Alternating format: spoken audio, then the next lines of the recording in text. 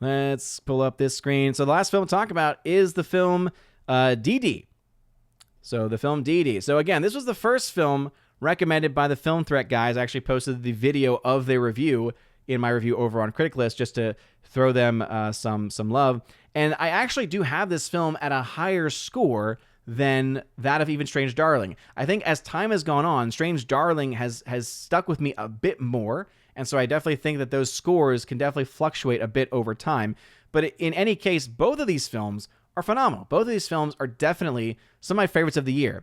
I think the one thing that would make the difference between them as far as which I would recommend more is I think that Strange Darling has a bit more rewatchability because of the psychological nature of the film, whereas for Didi, it's a fun movie, but it is a movie that I don't think has as much rewatchability or as much entertainment value, one could say, especially now that they have that slider over on Critic List. And so I would recommend it. 8.5 out of 10, 85%, most excellent score from me. But I also would say that there is, again, a bit of a rewatchability problem with it. All right, getting into my review now. Just getting back from the theater after having this film recommended by the good fellows over at Film Threat, once again. And all I can say is, wow. Not only does this film seem to perfectly capture what life was like in the early 2000s for high school age kids, but also has so much heart in the overall story that remains consistent all the way until the end. And I think that's the other reason why I like this film a bit more, was because there was a bit more of a personal touch to this movie. The film maker very much was telling the story as a somewhat autobiographical story about his own life as an immigrant, as a second or third generation immigrant. I think exactly how that works. I think he technically would have been like a first generation immigrant, right? Being the first to, be able to actually be fully bilingual versus having to learn the English language later on in life. So however that is actually designated is what this film ultimately deals with.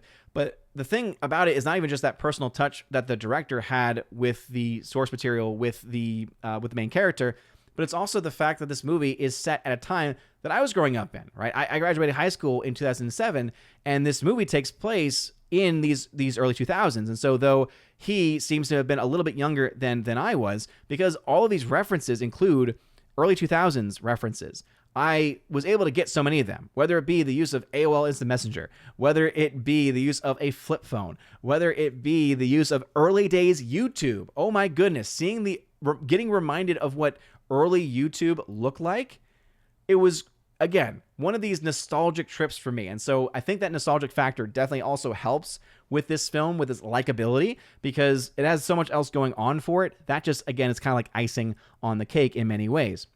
It goes on, though. In a year with so many mediocre to bad movies, this film stands tall above the rest. Not only does it feature a solid cast, including even the younger actors, which is very rare these days, by the way, a beautiful script, solid cinematography, and downright amazing production design, it also tells its story in a very effective, competent, and often moving way.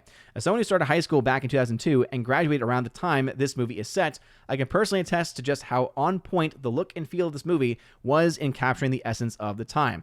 And for those that don't know, right, production design is such an important element to filmmaking. It's the production design team that is going to be the ones that actually put the things on there, right? The director, the writer, they will say, here's what the scene should look like. Production design will say, all right, let's make it happen.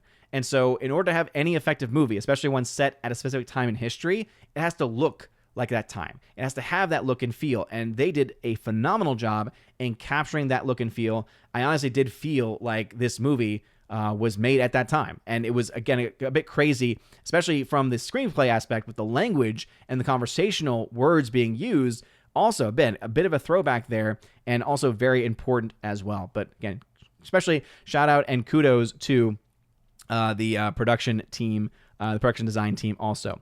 While a few might argue the film can drag from time to time, it is within these slower moments that some of the true beauty of the film shines through. This film could easily have been could have been made only to be understood through the eyes of a first, second generation Asian immigrants. I'm happy to say that the film is able to move well beyond this potentially limiting trope and instead provides a story that most people will easily connect with. The themes of family, fitting in, anxiety, betrayal, and figuring out life as a young person are all things that we can relate to in some way. And this is something that's almost given me a bit of flashbacks to this movie because, yeah, the entire time that the story is unfolding, I thought, man, I remember experiencing this when I was in high school. Oh man, I remember experiencing this when I was going through this transition period between middle school and high school, right when I was about to start, because this is the whole movie is about this kid about to start high school and kind of the way things are at that time in one's life, right? You've got puberty going on. You got all these things. Your friends are sometimes no longer your friends. Sometimes they become your enemies because there's all this change going on, especially if you're one of the more quiet types of persons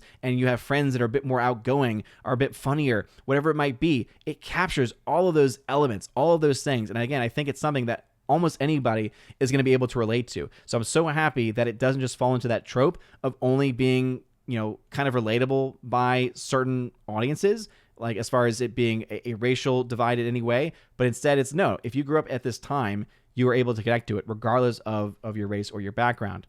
A huge shout out again to the guys at Film Threat for recommending this movie, and I feel like I would never have seen otherwise. And that's true. I don't think I would have seen this film had they not recommended it. It's easily going to be in my top films of 2024. The only real criticism I would have about this film is related to its watchability. As for many, this will be a movie you only need to see one time, but then again, is that really a bad thing? And that is, I think, a worthy criticism. I think the entertainment value is not nearly as high because it doesn't have the same rewatchability as a film like I think Strange Darling might have. Strange Darling is a film that you watch as a film, that you could even study as a film. Whereas for the film Didi, I think that this movie is one where you'd probably watch it once. Maybe you could watch it more than that. It might be a film that I buy on Blu-ray down the line just to get some behind-the-scenes stuff on it. But ultimately, it is one that you're fine watching it one time. It's still very, very entertaining. It's still also just a very good experience with a movie, and it's one of the best films of the year as well. So, hey, those are my thoughts on Didi. Let me know your thoughts as we are about to wrap up this live stream.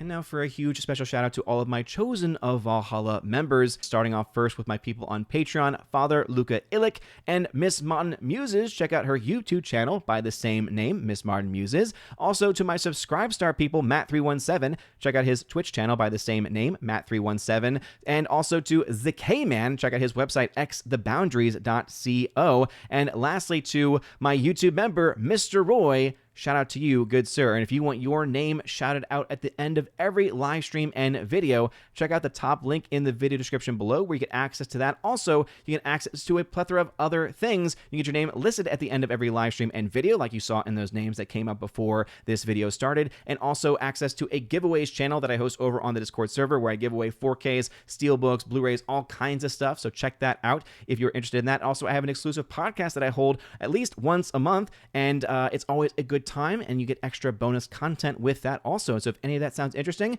again, check out that top link in the video description below. You guys are all amazing, and beautiful people. Have a wonderful rest of your day, a blessed August, and as always, God bless.